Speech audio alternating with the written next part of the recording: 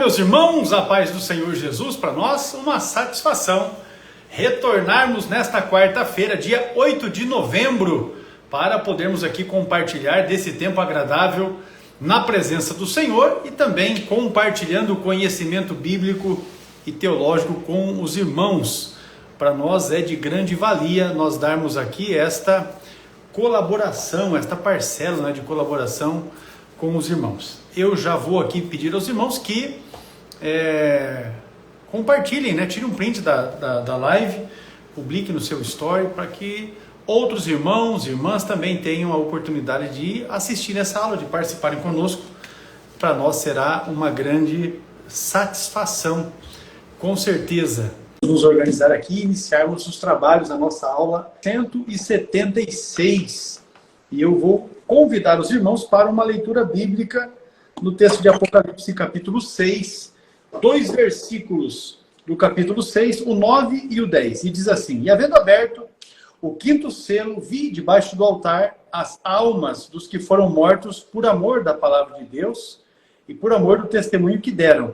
E clamavam com grande voz, dizendo: Até quando, ó verdadeiro e santo dominador, não julgas e vingas o nosso sangue dos que habitam sobre a terra?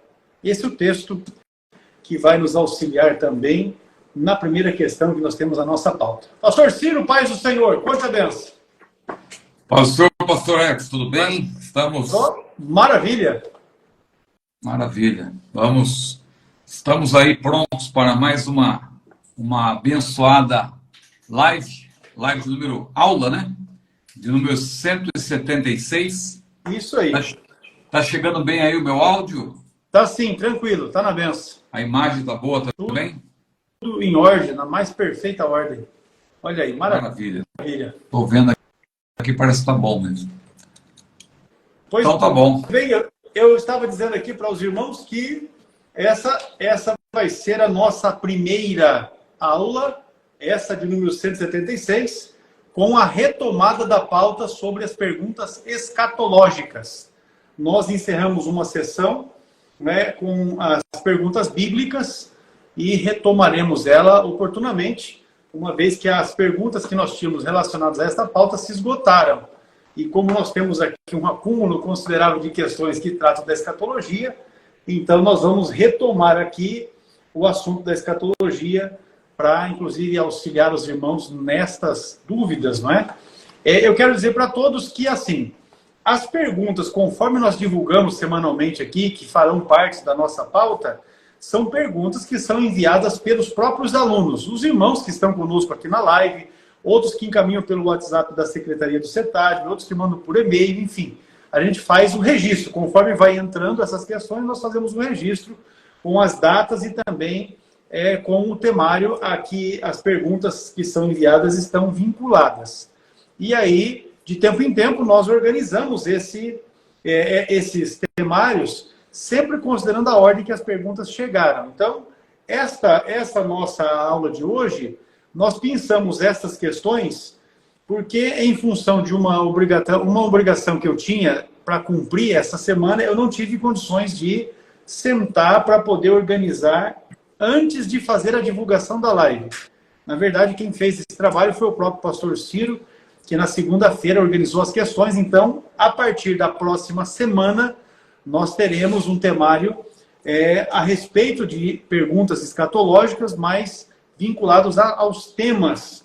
Já na próxima semana, nós vamos falar sobre o arrebatamento. É o assunto que tem ali uma quantidade significativa de perguntas, e essas perguntas entendemos que correspondem às dúvidas que os irmãos têm. Então, eu quero dizer para você assim, se você tem alguma pergunta para fazer, ligado ao tema da escatologia, ou não, que pode ser outro tema também, não há problema algum, você pode escrever a sua dúvida aqui nos comentários. Elas serão registradas, a gente vai tomar nota, e aí você vai estar colaborando também para que a gente possa organizar temários para as próximas aulas que estaremos realizando. Pois bem, pastor Ciro, eu vou deixar aqui para ti, para que o irmão possa fazer aí um comentário inicial a respeito do tema da escatologia, e aí nós já vamos para o nosso temário de hoje. Que o irmão falou, né? Semana que vem nós vamos abordar o assunto de maneira mais específica. Isso. Vamos começar falando sobre o arrebatamento e depois vamos passar por outro tema que ainda vamos definir, né? O senhor vai definir aí na sequência. Hoje nós vamos responder algumas perguntas escatológicas gerais. E talvez a nossa ênfase maior hoje seja para o livro de Apocalipse.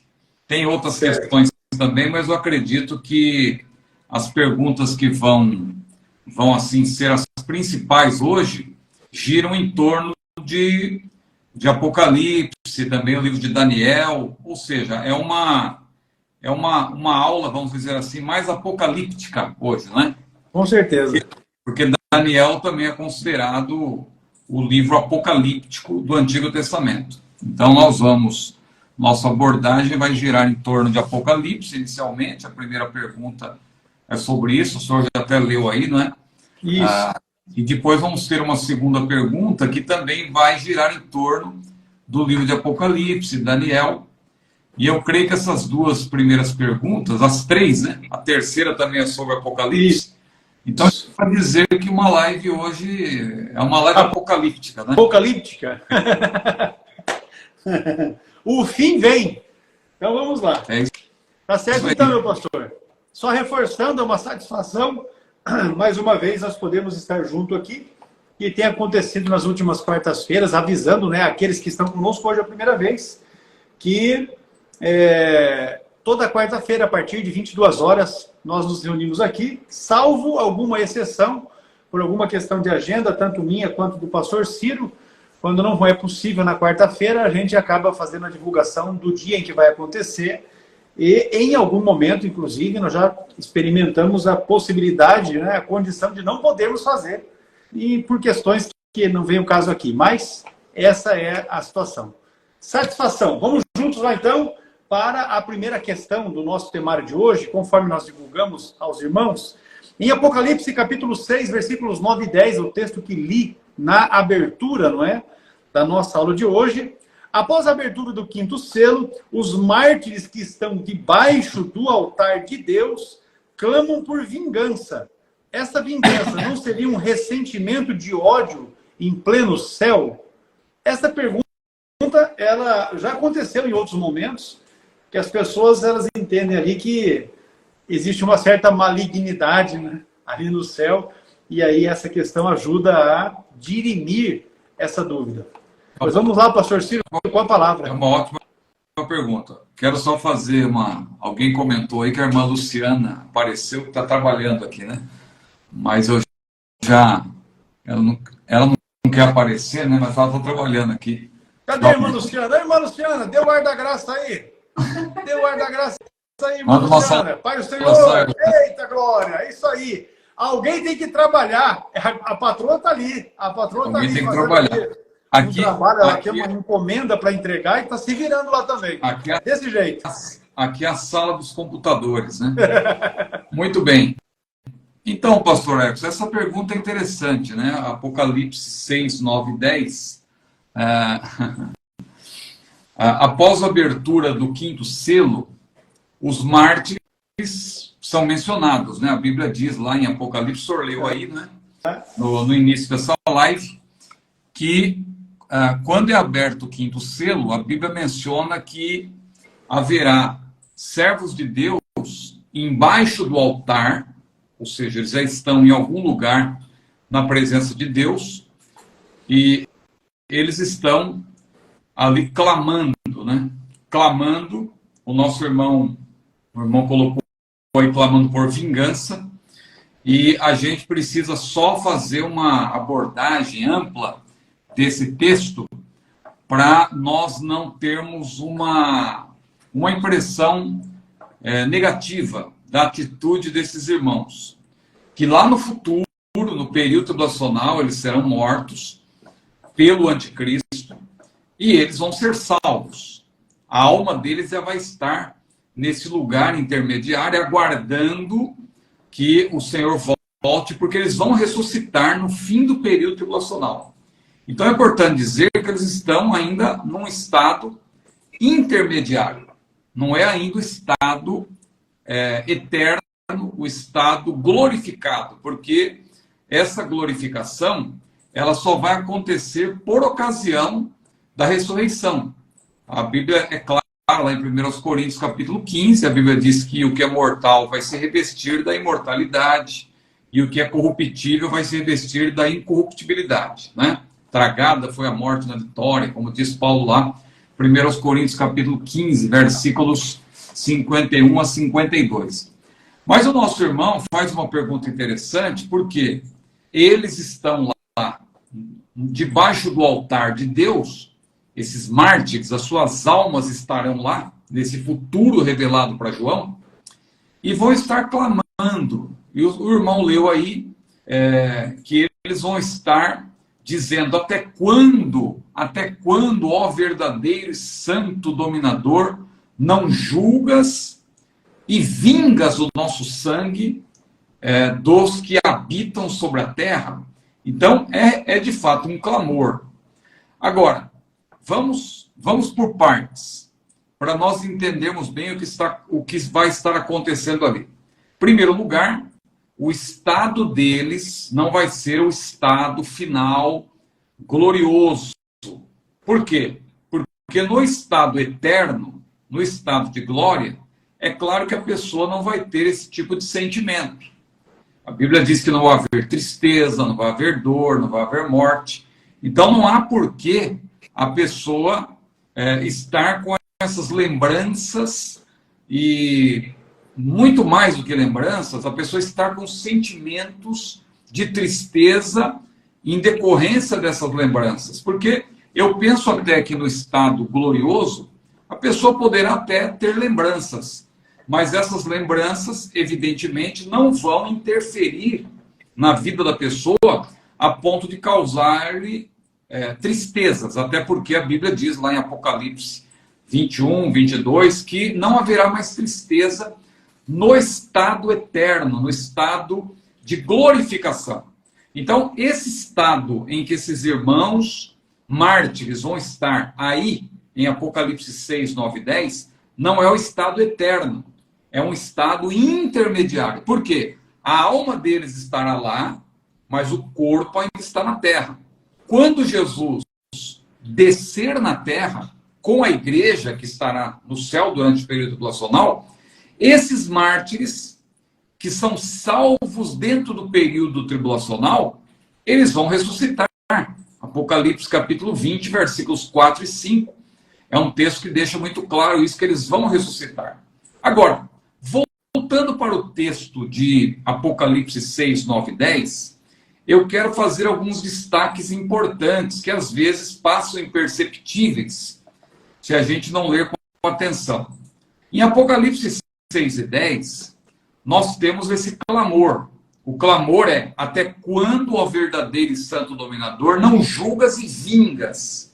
Então veja que aí estão dois verbos que no grego são krino, julgar, e ekdikeo, vingar. Então, de fato, os verbos no grego representam exatamente isso: julgar e vingar. Agora, é interessante que esse verbo ekdikeo, julgar, ekdikeo, aparece lá também em Romanos 12 e 19. O que diz em Romanos 12 e 19? Romanos 19 diz: não vos vingueis a vós mesmos. Não vos vingueis. Olha o verbo vingar aí. Não vos vingueis a vós mesmos, amados, mas dai lugar à ira. E aí, claro, Paulo está se referindo à ira de Deus. Logo em seguida ele cita o texto de Deuteronômio, não é? Deuteronômio 32 e 35, que diz: minha é a vingança, eu recompensarei, diz o Senhor. Paulo está citando aí Deuteronômio. Então, Paulo está dizendo o seguinte: olha, não vos vingueis. Em outras palavras, não cabe a nós a vingança. Nós não devemos nos vingar, mas a vingança pertence a Deus. Dai lugar à ira de Deus nesse caso. Não é que o crente não pode irar-se. Paulo até diz em outra ocasião: irai-vos, mas não pequeis. O que significa isso? A ira é um sentimento humano, mas se você, ao irar-se, você querer resolver a situação, fazer justiça, entre aspas, com as próprias mãos, querer vingar-se, querer retalhar, querer fazer alguma coisa contra alguém que porventura lhe causou algum mal, você vai estar dando lugar à sua própria ira, ao ódio do coração, e não lugar à ira de Deus. E a vingança pertence ao Senhor. Agora, eu vou defender esses irmãos aqui, esses mártires. Eu vou defendê-los. Por quê? Porque, primeiro, a Bíblia diz que eles foram mortos, ou eles terão sido mortos, por amor da palavra de Deus e por amor do testemunho que deram, diz o versículo 9. Então, eles são vencedores. Eles são pessoas que morreram, que terão morrido, né, no futuro, porque terão também pregado a palavra de Deus. Então, eles vão morrer no futuro por causa do amor à palavra de Deus e por amor do testemunho que deram. Então, esses mártires, eu vou defender que eles são conhecedores da palavra. E se eles são conhecedores da palavra, é evidente que o texto não está dizendo que eles estão com ódio no coração. Mas então, como se explica isso, que eles estão pedindo por vingança? Bom, em primeiro lugar, a Bíblia diz que eles estão dizendo, até quando... vamos voltar para o texto. Olha o que eles disseram. Até quando, ó verdadeiro e santo dominador, não julgas e vingas? Ou seja, eles estão pedindo a justiça de Deus. Eles estão com fome e sede de justiça. E Jesus, lá em Mateus capítulo 5, versículo 6, ele disse, bem-aventurados os que têm fome e sede de justiça, porque eles serão fartos. Então, eles estão tendo fome e sede de justiça. E outra coisa, eles não quiseram vingar-se, na verdade, ou fazer a justiça com as próprias mãos. Eles sofreram injustiça e agora eles estão pedindo para Deus vingar-se. É o que Paulo falou. Paulo não falou? Não citou o texto, minha é a vingança, ou seja, referindo-se a Deus? Se a vingança pertence a Deus, e eles estão clamando a Deus por justiça para que vingue o sangue deles que foi derramado, então, eu penso que, embora eles estejam com um sentimento de tristeza, um sentimento ligado ao passado, claro, de angústia, eles não estarão, nesse caso, cometendo um pecado, né?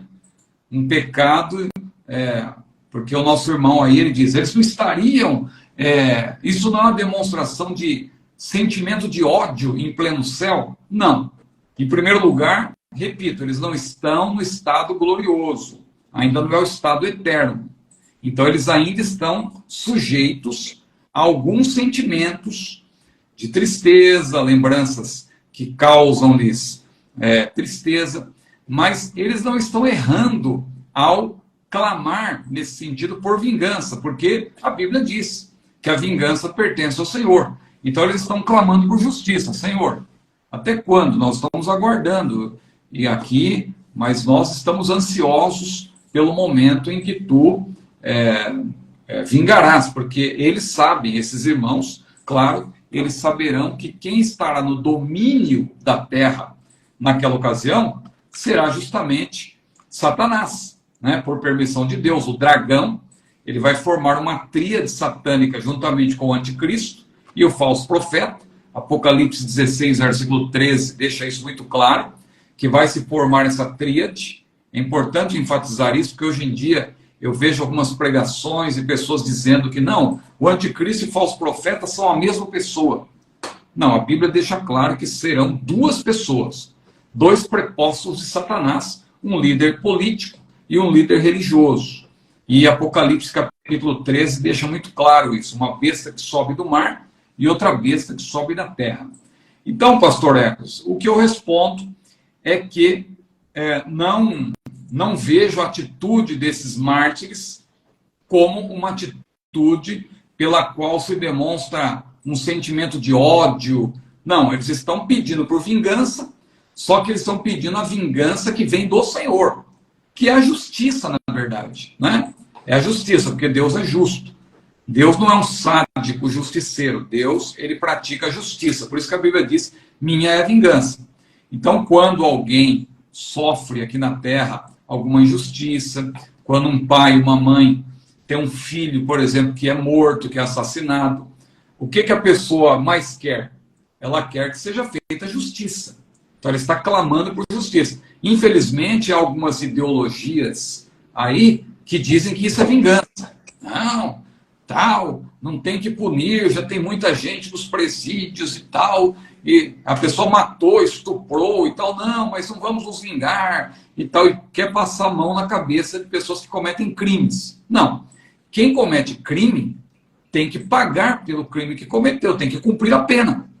Ainda que no Brasil as penas não sejam tão duras, né, tão rígidas, para quem comete atrocidades terríveis, como estupro, como assassinato e tal. Às vezes a pessoa cumpre uma parte apenas da pena e já está em liberdade, né?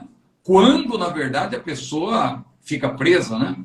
Infelizmente. Então, só que hoje em dia tem essa ideologia, lamentavelmente, que diz que querer a justiça é querer simplesmente uma vingança por causa de ódio. A pessoa tem um sentimento de ódio. Não, não é esse o caso. E também não será o caso desses mártires. Eles estão clamando por justiça. A vingança aí é a vingança que pertence ao Senhor, como a Bíblia diz. Paulo falou, né? Dai lugar à ira, porque diz o Senhor, minha é a vingança. E ele cita Deuteronômio, capítulo 32, versículo 35. Será que ficou claro, pastor Emerson? Com certeza. Eu estou aqui com outras versões da Bíblia. Olha, a versão fácil de eles gritam bem alto: ó soberano Senhor, santo e verdadeiro, quando é que o Senhor vai julgar os habitantes da terra, castigando-os por nos terem matado? A Bíblia, na nova tradução da linguagem de hoje, diz assim: ó Todo-Poderoso, santo e verdadeiro, quando julgarás e condenarás os que na terra nos mataram? Então a gente percebe que a ênfase é de fato pelo clamor a fim de que se faça justiça, né? Tem um floreado. Não ódio propriamente dito. Tem um floreado aí nessas versões, né? Sim. Mas os verbos são claros. É crino, julgar, e ekdikel, que é vingar. Então eles estão pedindo por vingança, né? E claro, vingança, aí essas versões elas explicam, né? O que é a vingança, no caso, é querer justamente que esses que lhes terão causado mal paguem por isso, né? Porque também tem todo um contexto. Porque alguém poderia pensar assim: eles não deveriam estar esperando que essas pessoas sejam salvas e tal. Não, aí nós estamos falando, irmãos, dos adoradores da besta. São pessoas que conscientemente estão se voltando contra Deus, estarão se voltando contra Deus naquela ocasião. Então não é caso ali de salvação, de Deus ter misericórdia, mas mesmo assim eles cometeram crimes, né? E eles têm que pagar por esses crimes. Só que no caso deles, eles vão se acertar com Deus, porque eles, na verdade, ao perseguir esses mártires, o anticristo e seus emissários, ao perseguir esses mártires e matá-los, na verdade, eles se voltaram contra o próprio Deus, né? Então é por isso que Deus vai tratar com eles. E vai acontecer, claro, durante o próprio período tribulacional, vai ter ali uma grande... Deus já vai punir, na verdade, e depois haverá o juízo final, em que os mortos hão de comparecer, os que estiverem vivos vão morrer, muitos deles por ocasião do Armagedon, outros sobreviventes vão ser julgados também por ocasião do julgamento das nações e vão ser condenados e vão ingressar, esses vão entrar direto no lago de fogo, né?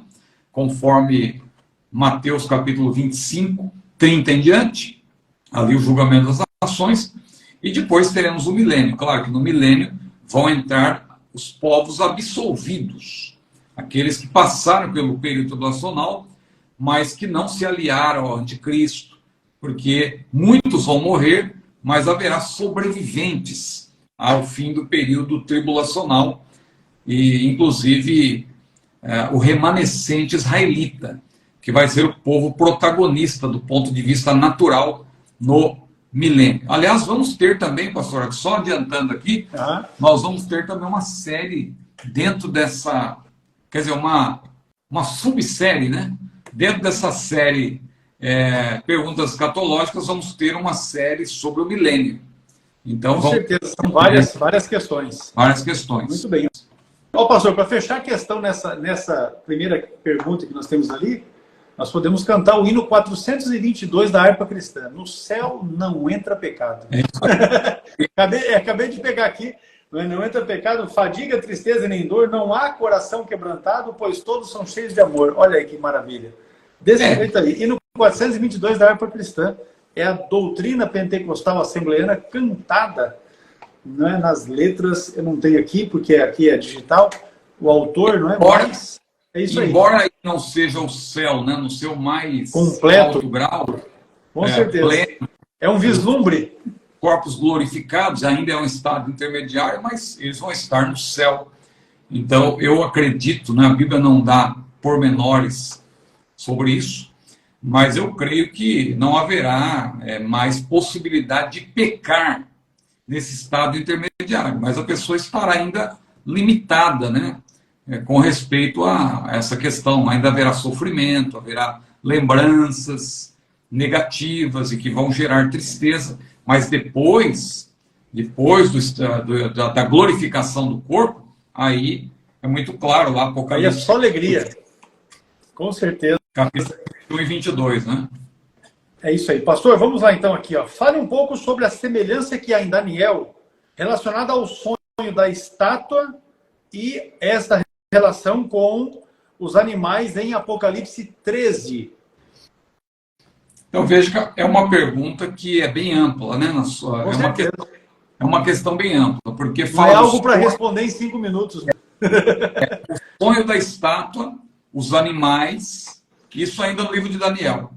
E a relação com Apocalipse, capítulo 13. Bom, vamos ver como eu posso sintetizar isso. O sonho de Nabucodonosor, que está lá em Daniel, capítulo 2, aquele sonho que ele teve, que ninguém conseguia interpretar. Ele queria, na verdade, que alguém lá da sua assessoria dissesse qual foi o sonho e desse a interpretação. Ninguém sabia. Então, o rei falou, bom, se ninguém pode me ajudar, vão morrer todos. Iam morrer todos os adivinhos lá, os sábios e tal. Foi quando Daniel ficou sabendo disso, que todos iam morrer. Daniel fazia parte ali dessa... fazia parte ali ele era um dos assessores diretos ali do rei, né? Ele participava ali diretamente. O rei tinha ali os sátrapas, os prefeitos, os governadores e tal. E Daniel era uma pessoa da corte, alguém que estava junto ao rei. Então, quando Daniel soube disso, ele pediu um tempo para o rei, chamou seus companheiros para orar e Deus lhe deu a resposta. Então ele disse para o rei, olha, rei, Deus dará a resposta. Eu não tenho a resposta, mas o Deus dos céus vai dar a resposta. E aí Daniel não somente disse qual foi o sonho, e interpretou. E qual era o sonho? No sonho havia uma grande estátua. Uma estátua cuja cabeça era de ouro, o peito e os braços eram de prata, o ventre e as coxas, a parte de cima da perna, era de cobre ou bronze, e a parte de baixo da perna, de ferro, né? E os pés, em parte ferro, em parte barro. E quando o rei estava vendo aquela estátua no seu sonho, uma pedra, uma grande pedra, que foi cortada sem o auxílio de mãos, ela desceu e foi na direção da estátua. Mas o interessante é que a pedra não bateu nem na cabeça, nem no peito, nem no ventre e coxas, nem nas pernas, mas bateu justamente nos pés. E quando a pedra bateu nos pés, toda aquela estátua ruiu, veio abaixo, e aquela pedra começou a crescer, crescer e encheu toda a terra. Aí, Daniel começou a dar a interpretação. Esse foi o sonho. Aí Daniel explica o quê? Olha, rei, a cabeça de ouro és tu. Em outras palavras, é Babilônia. Tu és o rei de Babilônia. Então, a cabeça de ouro representa, diz lá, Daniel capítulo 2, versículos 36 38, a 38, que a cabeça representa a Babilônia, cujo império durou de 606 a 536 a.C. O peito e braços de prata, Daniel não diz diretamente ali que é o Império Medo-Persa, mas se você continuar lendo o livro, você vai ler no capítulo 5, versículo 28, no capítulo 8, versículos 20 e 21, e no capítulo 11, versículo 2, não há nenhuma dúvida de que o império, o peito e braços de prata representam o império subsequente, que é justamente o Império Medo-Persa, que dominou o mundo de então, de 536 a 331. Os dois braços têm a ver com a divisão da Babilônia entre medos e persas, né? Porque o Império Medo-Persa formado por medos e persas. Então, a razão dos dois braços é porque fala dessa divisão da Babilônia em duas partes. O ventre e as coxas de cobre ou bronze é a Grécia, que aparece também no versículo 39, a Grécia, cujo império foi de 331 a 146, Daniel os identifica nominalmente, lá no capítulo 5, versículo 28, capítulo 8, versículos 20 e 21, e capítulo 11, versículo 2. E as pernas de ferro é Roma. Na sequência, fica claro que é Roma. Então, os materiais foram degradando, de ouro foi para prata, de prata foi para o bronze, do bronze foi para o ferro. Então, veja que o material foi degradando, os impérios, eles não eram mais tão exuberantes como eram outrora. Eles foram degradando, mas continuavam sendo impérios. Então, as pernas de ferro é Roma. Versículos 40 e 45 do capítulo 2 de Daniel, cujo império durou do ano 146 a.C. até o ano 476 depois de Cristo. Os pés de ferro, nós vamos entender melhor daqui a pouco, em parte ferro, os pés, na verdade, em parte ferro, em parte barro, vai representar justamente o império do anticristo. Por quê? Foi descendo, os materiais foram degradando, restou o ferro. O ferro, na verdade, não representa apenas Roma. O ferro, na verdade, é o que sobrou de todos os impérios mundiais. Porque essa degradação significa que um império foi passando para o outro até chegar no ferro, que é Roma, que foi o último grande império mundial, nessa visão de Daniel. Até chegar no pé, que preserva um pouco do ferro, mas tem barro. Ou seja, parece poderoso, contundente, mas é fraco, com o barro, misturado com o barro. Só que tem 10 dedos. Esses 10 dedos nós vamos entender daqui a pouco o porquê. E são 10 dedos, e os dedos do pé, na verdade, eles não estão separados, eles formam parte do pé. Isso aí fala de uma confederação de nações. Não são, representam 10 reinos, mas que não estão separadas, ou 10 nações, mas que não estão separadas, estão, na verdade, unidas numa confederação. E a pedra, não há dúvida que essa pedra é Cristo.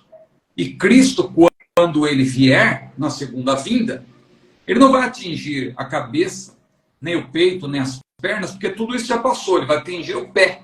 E o pé, na verdade, ele faz com que a estátua esteja, em tese, em pé ainda, porque muita coisa ainda restou desses impérios mundiais que permanece até hoje.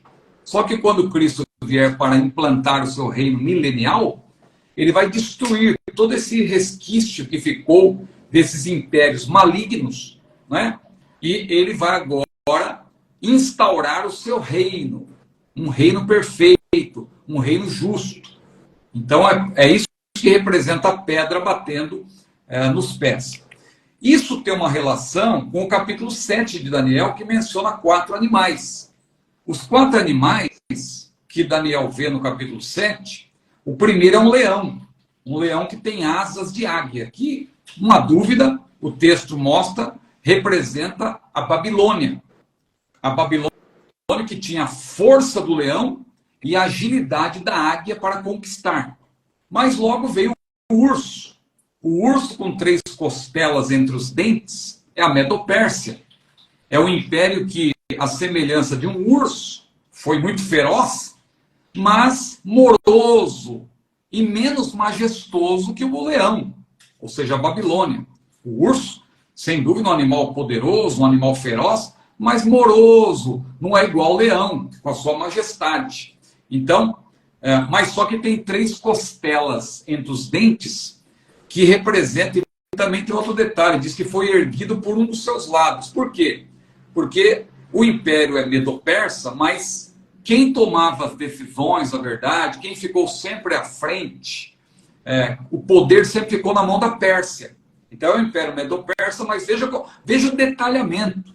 A Bíblia é um livro tão maravilhoso, a profecia tão detalhada, que mostra até isso. Quem estuda a história do Império Medo-Persa sabe que, na verdade, a Pérsia que tinha o papel de maior domínio, mas era um império conjugado, né? Medo-Persa. As 3 costelas entre os dentes representam justamente os 3 reinos que a Medo-Persa conquistou: a Babilônia, a Lídia e o Egito. Por isso tem 3 costelas entre os dentes. O leopardo, veja como isso combina com a visão da estátua. Babilônia, Medo-Persa. Qual que é o próximo? É justamente a Grécia. É o leopardo. Leopardo com 4 asas e 4 cabeças. E por que 4 asas e 4 cabeças? Primeiro, as asas falam de agilidade. 4 asas, veja, muito ágil. As 4 cabeças, veja, antes falando da agilidade, Alexandre o Grande, em pouco mais de 10 anos, ele conseguiu conquistas assim inimagináveis. Em pouco mais de 10 anos para a época. O Império Grego, em pouco mais de 10 anos, ele se estendeu do Mar Egeu até o Rio Indo. E também do Mar Negro até o Rio Nilo. Veja a expansão desse Império Grego. Agora, as 4 cabeças desse leopardo falam da divisão do Império Grego, porque depois da morte precoce de Alexandre o Grande, o Império Grego se dividiu em 4 partes, né? Por isso 4 cabeças. Então, teve a parte de Ptolomeu, o Império de Ptolomeu, teve também o Seleuco, o Cassandro e o Lisímaco. Então, veja que o Império Grego ele se dividiu em 4 partes, por isso que se menciona 4 cabeças. Aí tem um 4º animal, na visão de Daniel, capítulo 7, que é um monstro. E esse monstro ele é aterrorizante, ele é assustador, ele é diferente de todos os outros animais anteriores, é muito poderoso. E ele tem 10 chifres. É o império, grosso modo, vamos dizer que é o império do anticristo.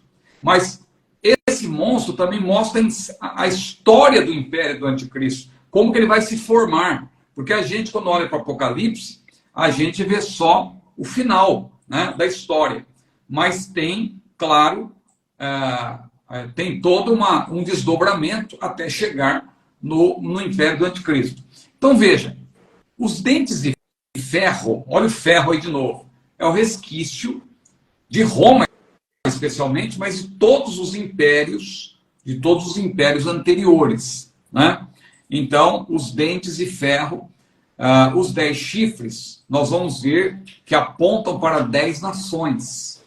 E que também tem uma relação com os 10 dedos da estátua. Veja, 10 chifres, 10 dedos, apontam para 10 nações do Império Romano redivivo. Porque o Império Romano hoje não existe mais. Só que essas 10 nações, nos fins dos tempos, vai manter o resquício, aquilo que restou de todos os impérios mundiais, especialmente o último, Roma, por isso que os dentes são de ferro, né? E isso vai ser a base do império do anticristo. Ou seja, essas 10 nações poderosas nos fins dos tempos, que nós aqui não vamos dizer quais são, porque não podemos ser dogmáticos quanto a isso, mas que olha para o cenário mundial hoje vê quais são as nações mais poderosas. Sobretudo lá na parte da Europa. Mas, veja, hoje, o mundo hoje, ele é, de maneira geral, o que restou da civilização greco-romana. Então, não quer dizer necessariamente que vai surgir da Europa o anticristo, né? Mas ele vai emergir aí dessas 10 nações confederadas, né?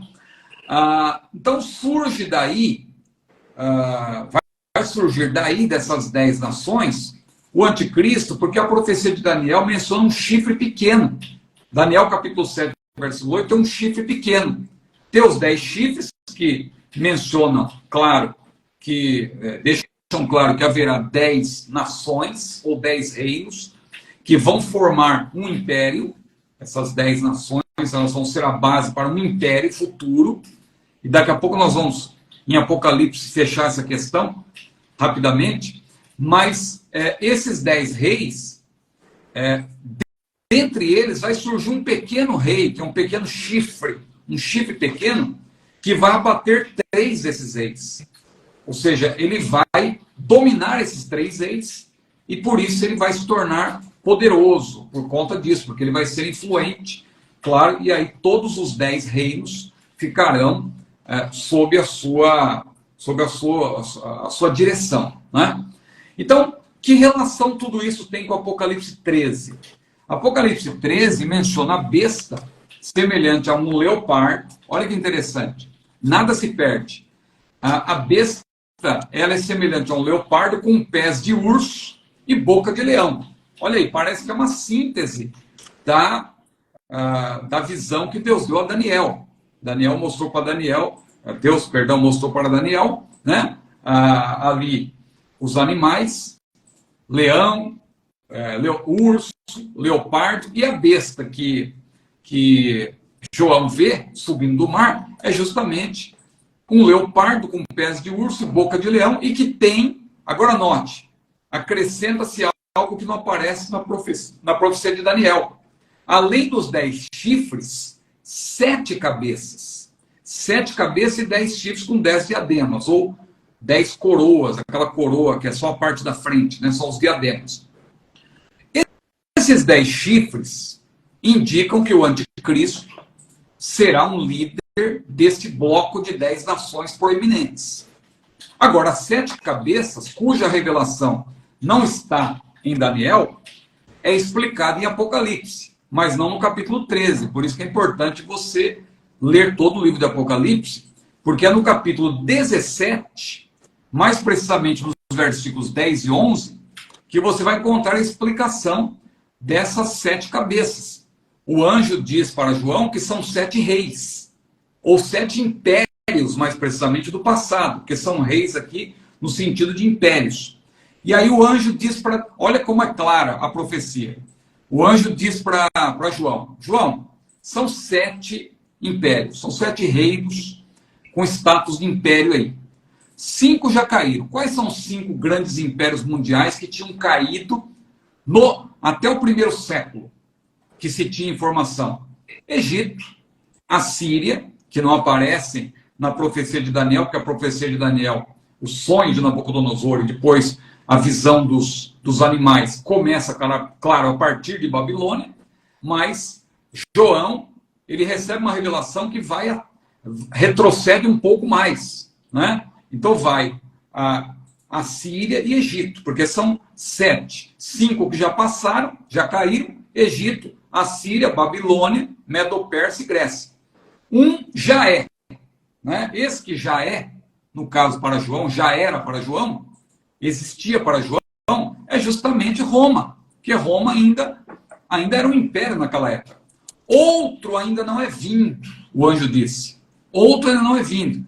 Claro, esse é o Império Romano redivivo, com as 10 nações, 10 chifres, ou os 10 dedos da estátua, que são Daniel 7, 24, deixa muito claro isso, Daniel capítulo 7, versículo 24, que são 10 reis que se levantarão daquele mesmo reino. Olha que interessante.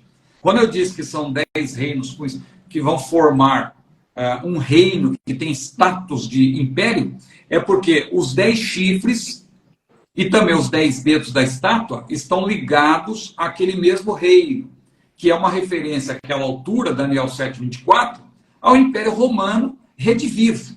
Porque o Império Romano redivivo, na verdade, é o resquício do que sobrou de todos os impérios que agora, no fim dos tempos, vai ter uma configuração aí dessas 10 nações poderosas, uma confederação de nações, os 10 dedos, né?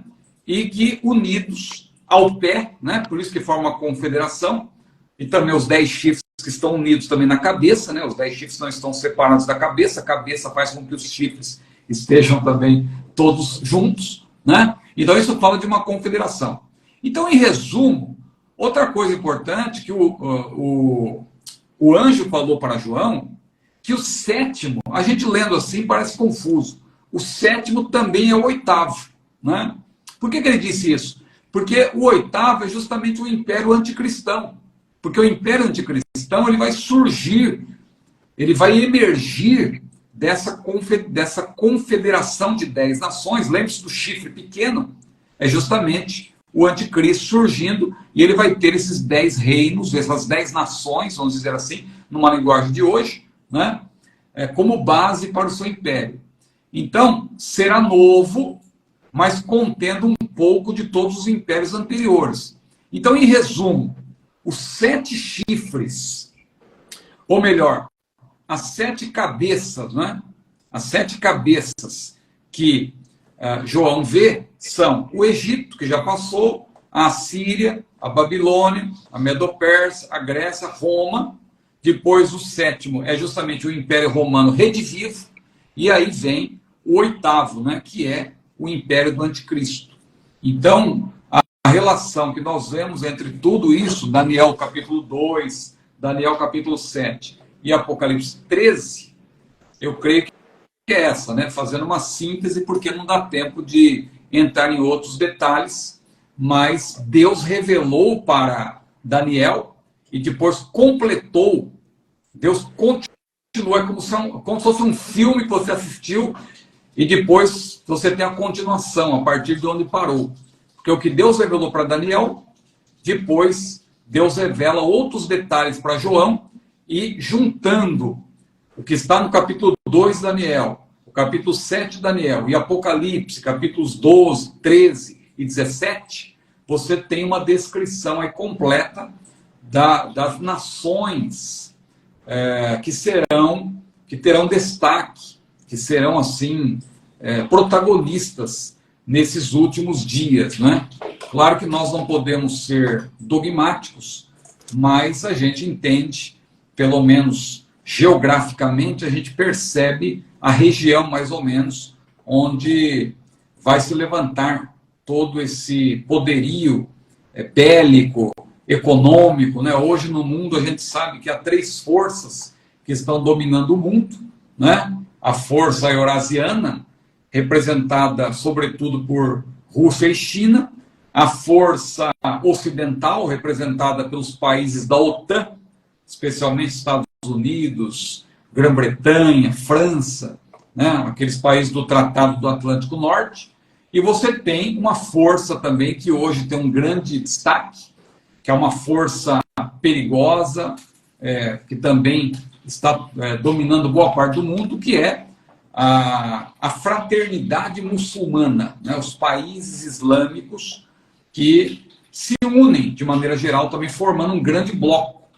Então veja que quando o anticristo se manifestar, ele vai ter que unir essas 3 forças, ou pelo menos 2 delas, para que tenha prevalecência, para que possa prevalecer, né? Então, hoje, por exemplo, a força eurasiana e a força ocidental estão travando uma guerra fria. Mais uma guerra fria, estamos vivendo praticamente. Você vê a Rússia e a China de um lado, e de outro lado os países da OTAN, sobretudo os Estados Unidos, estão travando uma guerra fria, né?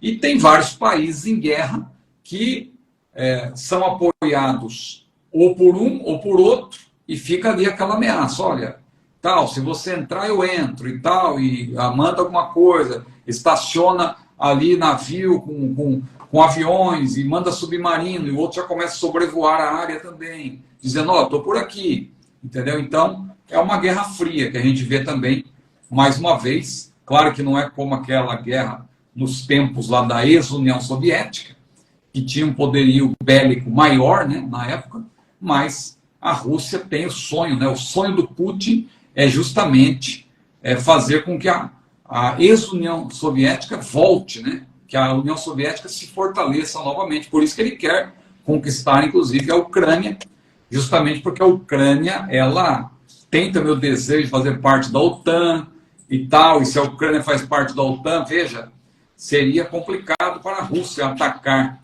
a Ucrânia se ela fosse membro da OTAN, porque o Tratado do Atlântico Norte justamente prevê que quando um membro entra em guerra, os outros apoiam.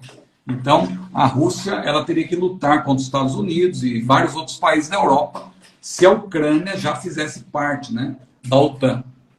E eu acabei aqui divagando aqui, era só para completar a resposta sobre a relação entre Daniel 2, Daniel 7 e Apocalipse 13. Fechou a questão, meu pastor. Eu vou ler Apocalipse 22 e 12. Diz assim: E eis que cedo venho, e o meu galardão está comigo para dar a cada um segundo a sua obra. A pergunta que nós recebemos aqui é esta: para quem é este galardão de Apocalipse capítulo 22 e versículo 12? Então, esse texto é uma referência ao tribunal de Cristo. Ao tribunal de Cristo, que é subsequente ao arrebatamento da igreja. Só que muita gente, às vezes, não toma tempo para estudar o livro de Apocalipse e fica querendo criar algumas questúnculas aí, né? Dizendo, como pode? Quer dizer, o galardão está lá no fim de Apocalipse, então o galardão não pode ser no arrebatamento. A pessoa precisa entender, o estudioso da Bíblia, precisa entender que o Apocalipse ele tem uma sequência lógica e cronológica, só que dentro dessa sequência tem revelações parentéticas, e além disso, o livro de Apocalipse ele é formado por um prólogo e por um epílogo. Ele tem o prólogo e tem o epílogo. O prólogo é aquela parte do livro que antecipa o que será tratado no livro. É o prólogo. Por isso que no prólogo de Apocalipse, mais precisamente no capítulo 1, versículo 7, está escrito, todo olho verá, até mesmo aquele que os traspassaram. E aí alguém diz, está vendo? Isso vai acontecer no arrebatamento. Não. João, ele ali escreveu antecipando o que vai ser tratado só no capítulo 19. Porque a manifestação do Senhor em poder e grande glória só está no capítulo 19. Mas no capítulo 1, onde está o prólogo do livro, são antecipadas algumas informações. Isso é normal no livro, no prólogo de um livro. E essa parte de Apocalipse 22 e 12 está justamente no epílogo do livro, na parte final do livro. Então o galardão aqui diz respeito ao tribunal de Cristo, logo após o arrebatamento da igreja. Por quê? A parte sequencial, estão gritando aqui. A parte sequencial de Apocalipse. É que hoje é dia do jogo, né? A turma está atrás do jogo. Hoje é dia de gritaria. Então, eu estou procurando meu fone aqui, mas não. A parte sequencial do livro, ela está, claro, entre os capítulos 2 a 22, né? Ou entre a parte final do capítulo 1 até a parte inicial do capítulo 22. Então, no versículo 5 de Apocalipse 22, diz assim, e ali não haverá mais noite, e não necessitarão de lâmpada, nem de luz do sol, porque o Senhor Deus os ilumina, e reinarão para todo sempre. Aí o versículo 6 diz assim, e disse-me, estas palavras são fiéis e verdadeiras, e o Senhor, o Deus dos santos profetas, enviou o seu anjo para mostrar aos seus servos as coisas que em breve hão de acontecer. Muito bem. Aí, versículo 7. Aqui já entrou no epílogo do livro, porque ali se menciona, no versículo 5, a parte final sobre novos céus, nova terra. Aí diz que essas palavras são fiéis e verdadeiras. Aí o versículo 7 já entra uma mensagem que é uma mensagem de estímulo para a igreja, para ela esperar o arrebatamento. Como que dizendo, olha, tudo isso vai acontecer, mas a igreja tem que estar pronta para o arrebatamento. Porque aqui se menciona a iminência. A iminência. Que o Senhor pode chegar a qualquer momento. Então veja, eis que presto venho. Bem-aventurado aquele que guarda as palavras da profecia deste livro. Aí, versículo 8. E eu, João, sou aquele que vi e ouvi essas coisas, e havendo-as ouvido e visto, prostrei-me aos pés do anjo que mas mostrava para adorar. E disse-me, olha, versículo 9, não faças tal, porque eu sou conservo teu e de teus irmãos, os profetas, e dos que guardam as palavras desse livro. Adora a Deus. Aí veio o versículo 10, e disse-me, não celes as palavras da profecia desse livro, porque próximo está o tempo. Quem é injusto, seja injusto ainda, e quem é sujo, seja sujo ainda, e quem é justo, seja justificado ainda, e quem é santo, seja santificado ainda. Aí vem o versículo 12. Aí o que diz o versículo 12? O versículo 12 vem uma palavra de Jesus. Porque é interessante que Jesus é quem fala com João, no livro de Apocalipse. E aí Jesus diz, eis que cedo venho. Isso aí é o arrebatamento. O livro, é interessante que o livro não trata do arrebatamento no seu miolo, vamos dizer assim. Mas no epílogo, ele fala do arrebatamento. Né? Então veja, eis que cedo venho, e o meu galardão está comigo para dar a cada um segundo a sua obra. Então esse galardão aí é o galardão. Eu dei toda essa explicação para que fique entendido por que isso está no fim do livro. Depois de tudo que é apresentado, grande tribulação, juízo final, e novos céus, nova terra, tal. Depois de tudo isso, vem uma mensagem para a igreja, para os destinatários originais. Especialmente, olha, tudo isso vai acontecer. Todas essas coisas hão de acontecer. Só que vocês têm que estar prontos, porque o Senhor vem. O Senhor disse, eis que cedo vem. E quando ele vier, ele vai galardoar os seus servos. É o tribunal de Cristo. Então nós temos que estar prontos para o arrebatamento da igreja. Maravilha, meu pastor.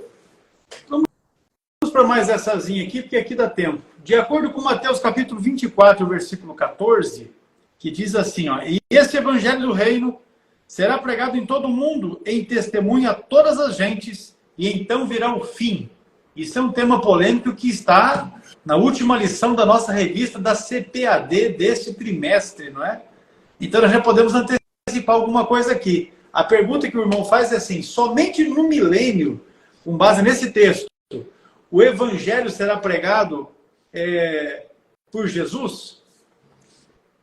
Então, o evangelho, na verdade, o evangelho do reino é o evangelho, né? Então, o evangelho do reino é, na verdade, um termo mais longo, né, para o evangelho. Jesus pregava já o evangelho do reino, João Batista veio pregar também o evangelho e tal, e Jesus pregava o evangelho do reino já, quando ele andou na terra. Então, não se trata de um tipo de evangelho para ser pregado só no milênio. É o evangelho que é pregado hoje. Só que o interessante nesse versículo é que ele diz que e esse evangelho do reino, esse evangelho de maneira geral, será pregado em todo o mundo, em testemunha a todas as nações, e então Jesus voltará. Está escrito isso? Não. Então virá o fim. Porque há um grupo de teólogos que, de maneira equivocada, está atrelando a vinda de Jesus à evangelização mundial, como que dizendo, olha, Jesus só vai voltar depois que o mundo todo for evangelizado. Mas na marcha da igreja atual, mesmo com todos os recursos tecnológicos, Jesus vai demorar pelo menos uns 2000 anos, então, se for pensar dessa maneira. Não. A gente tem enfatizado aqui que o arrebatamento da igreja é iminente. O que significa iminente? Muita gente, quando ouve a palavra iminente, pensa assim, como iminente? Se é iminente, já passou mais de cerca de 2000 anos que Jesus falou, e a pessoa confunde iminência com algo que vai acontecer em breve, né? Necessariamente logo depois do que foi falado, né? Mesmo assim, tem que considerar, mesmo que seja breve, tem que considerar que 1000 anos para Deus é como um dia como 1000 anos. Quem diz que cedo venho é Jesus. Então, claro, a gente não tem que analisar com a nossa lente, considerando o nosso tempo, mas o tempo de Deus nesse caso. Quando a Bíblia diz que o arrebatamento, quando a Bíblia apresenta a doutrina da iminência, ela tem uma característica que a gente mencionou já em aulas anteriores, que é a seguinte: muita coisa pode acontecer antes do arrebatamento, muita coisa ainda pode acontecer, mas nada mais precisa acontecer para que o arrebatamento aconteça. Ou seja, não tem nada.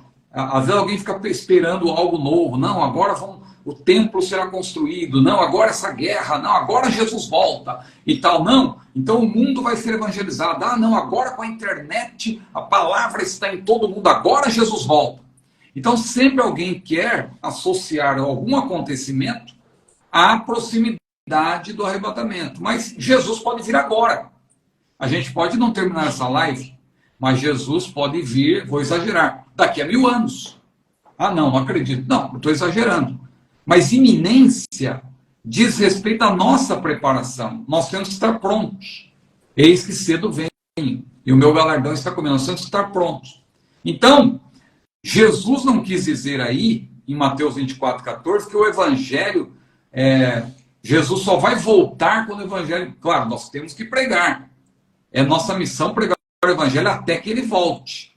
Mas não quer dizer que nós vamos apressar a vinda de Jesus evangelizando mais rápido.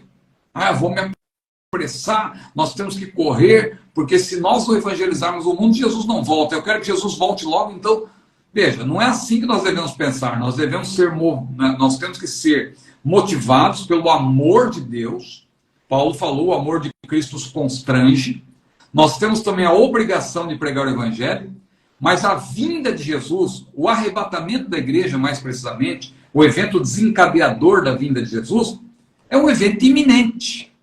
Pode acontecer a qualquer momento.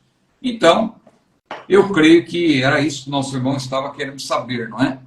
E tem a ver com... Aí nós estamos estudando também na escola dominical, e eu creio que na lição 14 é que vamos tratar mais precisamente desse versículo, né? Mateus 24:14. Maravilha, então já fica a dica, né? Não perca a lição da escola bíblica dominical, a última do trimestre, que vai acontecer lá, deixa eu ver aqui que eu estou sem o calendário aqui agora, mas, enfim, vai acontecer, eu não me recordo se é 31 de dezembro. 31, na véspera da passagem de ano. A 13 é dia 24 de dezembro e a 14 dia 31 de dezembro. Pronto, vai dar tudo certo. Pode ter certeza que vai dar certo. Vai ser benção. Pois bem, pastor Rivelino ali de São José dos Campos. Maravilha, Deus abençoe. Estivemos junto com ele lá, uma feita que voltávamos do Rio de Janeiro. Passamos ali, tomamos um café abençoado com ele. Maravilha, conhecemos a família e o trabalho que ele realiza para o Senhor. Meus irmãos, nós vamos encerrar por aqui. Na próxima semana nós estaremos juntos, não é? Para a nossa aula de número 158. 170, agora aqui, eu estou olhando aqui, é 177 a nossa aula da próxima semana. E vai ser uma bênção, com certeza. Já vamos estar entrando para o tema que é o arrebatamento da igreja. Você não pode perder. Querendo, pode mandar as mensagens, deixar no comentário, não é? Nos comentários aqui na própria aula, como também pode enviar pelo WhatsApp, para o e-mail do CETAD. Eu deixei aqui fixado o nosso site, para que você possa acessar e ali também ter acesso ao nosso WhatsApp. A irmã Ivone chegou para estar com a gente. Deus abençoe a irmã Ivone, que é daqui de Apucarana, membro da congregação lá do Parque Bela Vista de Moraes. A irmã Ivone é ovelha do pastor Fernando. A irmã tem vários irmãos queridos, a irmã Heloísa, lá também, essa jovem lá de Natal, né? Sempre está participando aqui, recomendando nosso canal também. Maravilha. Deus abençoe. Pastor Ciro, satisfação? Vamos estar juntos, em nome de Jesus. Essa semana eu faço formatura aí em Campos dos Goitacazes. No sábado vamos estar em Campos dos Goitacazes realizando uma formatura. E vai ser bênção, com certeza, em nome de Jesus. Agradecer aqui a participação, a presença de cada um dos irmãos. Desejar que Deus abençoe a vida de vocês. Sim, pastor Ciro. Quase no Espírito Santo já, né? Já. Quase chegando lá. Mas é isso, pastor, as suas considerações para que a gente possa, então, encerrar as atividades da nossa live de hoje. Amém. Quero agradecer pela oportunidade, também agradecer os irmãos aqui que estão deixando palavras muito carinhosas, palavras de incentivo. Que Deus abençoe a todos. É uma alegria nós sempre participarmos dessa nossa live, né, de quarta-feira. Já estamos aí desde 2020. Mais de 3 anos. Mais de 3 anos. Graças a Deus. Então, agradeço, pastor Arcos, pela oportunidade. Que Deus abençoe grandemente o irmão, a nossa irmã Eliane, né, que esses dias completou mais um ano de vida. Que Deus cumule a nossa irmã, né, de bênçãos. E continuemos orando pelo nosso pastor Acioli, né? Com certeza. E ele precisa. Gente, um abraço. Deus abençoe cada um de vocês, as famílias, o ministério de cada um de vocês, que seja frutífero e abençoado para a glória de Deus. A paz do Senhor e até a próxima quarta, em nome de Jesus.